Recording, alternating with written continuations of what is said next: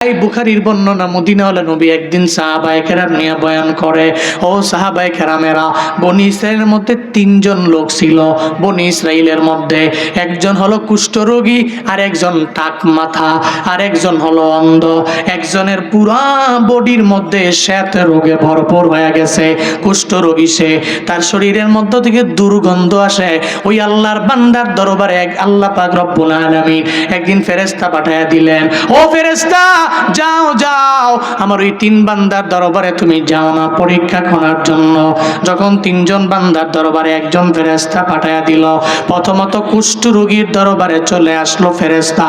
কুষ্ঠরোগীর দরবারে আইসা বলে, এই কুষ্ঠরোগী, তোমার কাছে পৃথিবীতে সবচেয়ে প্রিয় জিনিস কোনটা আমায় বলো না। কুষ্ঠরোগী জানায়া দেয়, ও ব্যক্তি, তুমি দেখো না আমার গা, আমার শরীর এত খারাপ, গন্ধের কারণে এলাকার মধ্যে কোনো বান্দা আমার ডানে বামে আসতে পারে না। একটু আমার শরীরটারে ভালো করে দাও, এটাই আমার জিন্দেগিতে সবচেয়ে বড় আমার পাওয়া। সঙ্গে সঙ্গে ফেরেশতা তার গায়ের মধ্যে ফু দিলেন, তার পুরা গাটা ভালো হয়ে গেল, শ্বেতরোগটা আর শরীরের মধ্যে নাই। এবার ফেরেশতা বললেন, এই শ্বেতরোগী, তুমি আল্লাহর দরবারে আর কি চাও বলো না, তোমার এই দুনিয়ার মধ্যে আর কি লাগবে চলার জন্য? কয়েকটা ওট আমারে দাও, এই ওটটা দিয়ে আমি চলতে পারবো।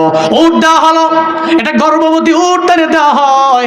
গর্ভবতী ওটটা দেওয়ার পরে আল্লাহর এই বান্দাই গর্ভবতী ওটটা দিয়া চলতে লাগলেন।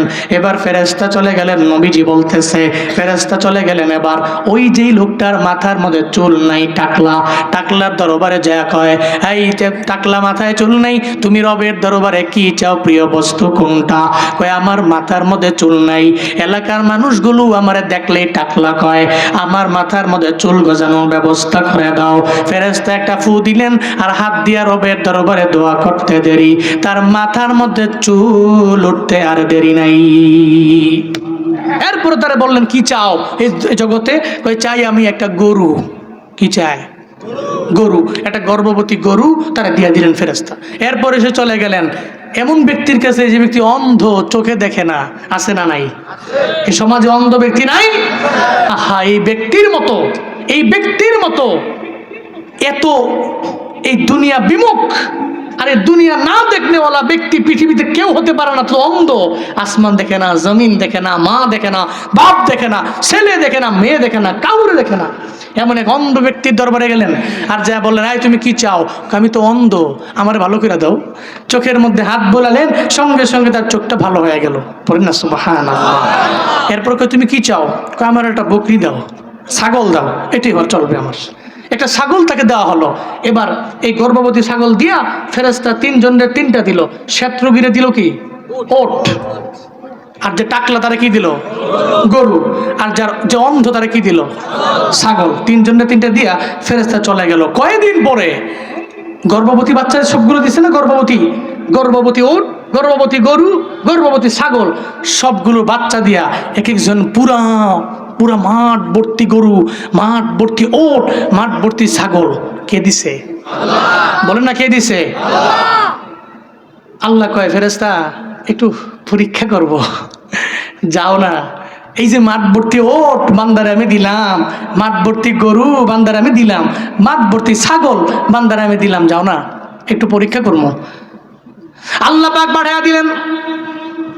আগের ওই ফেরেশতা মানবের রূপে তার দরওয়াজার সামনে এসে হাজির হয়ে গেল। যেই বান্দা শ্বেতরোগী ছিল, তারা যে ওট দেওয়া হলো তার সামনে গিয়া দাঁড়ায় রইল। আল্লাহ কারীম, আমি গরিব মানুষ, আমি ভিখারি মানুষ, তোমার দরবারে চলে আসলাম। আমি আসলাম বহু দূর থেকে সফর করে, আমার যাওয়ার মতো কোনো টাকা পয়সা নেই, আমি যাইতে পারবো না আমার বাড়ি, আমি মুসাফির। জি আল্লাহ, তোমার ওটের মালিক বানাইলেন, ওটের পালের মালিক যে আল্লাহ বানাইলেন, ওই ওট থেকে তুমি যদি আমার একটা ওট যদি তুমি আমার দাও, আমি ওটটা বিক্রি করে আমার বাড়ি পর্যন্ত যেতে পারবো। কে তুমি? সাহস কত বড়! তোমারে দেওয়া হবে না। বিভিন্ন জায়গায় দিতে দিতে আমি পেরেশান হয়ে গেলাম, এই তোমারে দেওয়া যাবে না।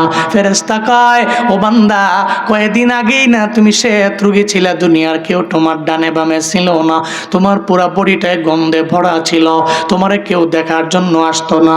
তোমার যেই মালিক এত দামি বানাইলো, তুমি কি এটা ভুইলা গেলা নাকি? শ্বেত রোগী কয়, কই জীবনে কোনোদিন আমার শ্বেত রোগও ছিল না, কই কেউ তো আমার ওটও দেয় নাই, আমার বাপ দাদার সম্পত্তি ওটে ওটের মালিক আমি হয়ে গেলাম। সঙ্গে সঙ্গে ফেরেশতা বদদুয়া করলো তার জন্য, হয় তুমি অকৃতজ্ঞ, তুমি আমার রবের রিজিক পাইয়াও ভুইলা গেলা।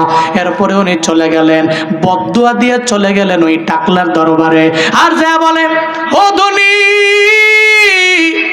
যে আল্লাহ তোমারে এত গরুর মালিক বানাইছেন, আমায় বলো না এই গরুর মালিক তোমারে কে বানাইলো? কয় আল্লাহ বানায় নাই। কয় কে বানাইছে? কয় আমার বাপ দাদার সম্পত্তি। নাউজুবিল্লাহ কয় না? কয় আল্লাহ বানায় নাই, বাপ দাদার সম্পত্তি, আমি গরুর মরুর মালিক। কয় আমি ভিখারি মানুষ, মুসাফির মানুষ, আমি যাব আমার বাড়ির মধ্যে, একটা গরু তুমি আমারে দিয়া দাও, এই গরুটা আমি নিয়ে চলে যাব, বিক্রি করে আমার বাড়ি পর্যন্ত আমি বসতে পারবো। কয় অন্য জায়গায় দিয়াই তো কুলাই না, তোমারে আমি দিতে পারবো না। সঙ্গে সঙ্গে ফেরেশতা তার জন্য বদদুয়া করে চলে গেলেন অন্ধের দরবারে। অন্ধের দরবারে যা কয়, এই অন্ধ, যে আল্লাহ তোমারে এত ছাগলের মালিক বানাইলেন, আমারে কি একটা ছাগল দেওয়া যায় কিনা?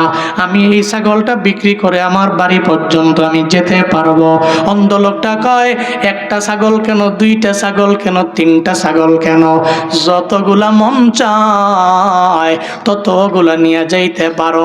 আমি অন্ধ ছিলাম রে, আল্লাহ পাক আমারে অন্ধ বানাইছে, এখন আমি চোখ দিয়ে দেখতে পারি। আল্লাহ একজনের মাধ্যমে আমার এত ছাগলের মালিক আমার যে মাওলা বানাইলো, তুমি আল্লাহর দোহাই দিয়া আমার দরওয়াজার সামনে এসে দাঁড়াইলা না রে, আমি জীবনেও কোনোদিন তোমারে ফিরে দিতে পারি না। ছাগল একটা কেন, দুইটা কেন, যত লাগে তুমি নিয়ে যাও। চিল্লা পড়া যাবে কি মারহাবা? যত ছাগল লাগবে রে নিয়ে যাও, নিয়ে যাও, নিয়ে যাও, যত লাগবে, দুইটা লাগবে, পাঁচটা লাগবে, যা লাগবে নিয়ে যাও। কারণ আমি তো একটা ছাগলের মালিকও ছিলাম না, আমারে কে বানাইলো? কে বানাইলো? আমি তো আগে আমার বাড়িতে 1 শতক জমিনের মালিকও ছিলাম না, আমার আল্লাহ বানাইলেন, আজকে আমি শত শতকের জমির মালিক হয়ে গেলাম। ও বান্দারা, আগে আমি কুড়ের ঘরের মধ্যে ঘুমাইতাম, আল্লাহ রিজিক দিয়ে আমার দামি দালানের মালিক বানায় দিলেন। আগে আমি চলতে পারতাম না, এখন আল্লাহ আমার বাইক কিনার তৌফিক দিল। এরপরে আমি একটা গাড়িও কিনতে পারলাম। আল্লাহ ডে বাই ডে এত পরিমাণে আমার রিজিক দিয়া যে আল্লাহ আমার ভরপুর বানায় দিল। আল্লাহ কইছে, তুই রিজিক থেকে আমি আল্লাহ তোরে যা দিলাম তা থেকে বান্দা তুমি ব্যয় করে নাও।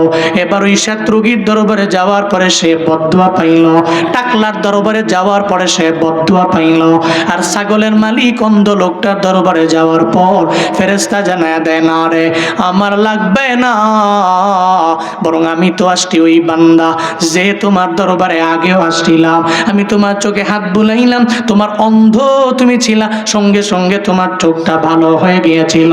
এরপরে আমি তোমার একটা গর্ভবতী ছাগল দিয়ে গিয়েছিলাম, যে ছাগলের কারণে এত পরিমাণে বরকত তোমারও হয়ে গেল। না রে, এই ছাগল নেওয়ার জন্য আমি তোমার দরবারে আসি নাই, আল্লাহ পাক পরীক্ষা করার জন্য 3 জনের দরবারে আমারে পাঠাইল। তোমার প্রথম বন্ধু ফেল হয়ে গেল, দ্বিতীয় বন্ধু ফেল হয়ে গেল, কিন্তু তুমি আমার রবের দরবারে প্রথম হয়ে গেলা। এই আল্লাহর বান্দারা, এই জন্য নিয়ত করে নেন রে বাবা,